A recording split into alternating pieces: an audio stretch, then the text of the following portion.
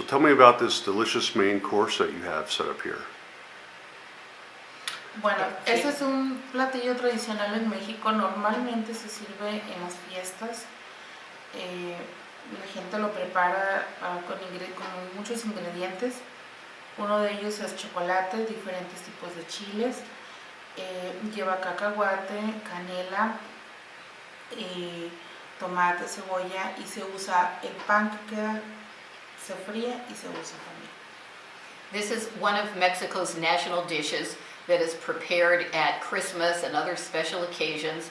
The sauce is called mole, and it's prepared with 28 different ingredients, including tomatoes, onions, ground peanuts, several types of ground chili, cinnamon sticks, and also chocolate. And it's traditionally served with rice as an accompaniment. And it would be served with turkey, or? It would be served typically with turkey or chicken, occasionally with pork. And now, this is a handmade, or I guess handcrafted mole. Tú hiciste todo eso a mano, es casero. Sí, Yes. este es mole casero.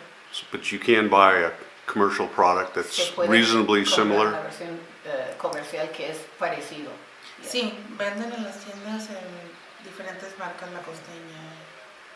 Right, you can buy it in a jar, concentrated, and you just dilute it with chicken broth. Okay, great. And what about the side dish there? A ver, explícame esta cosa. Bueno, se puede acompañar con calabacitas con queso. En esta ocasión lo hicimos con elote y un pan y chocolate caliente como postre.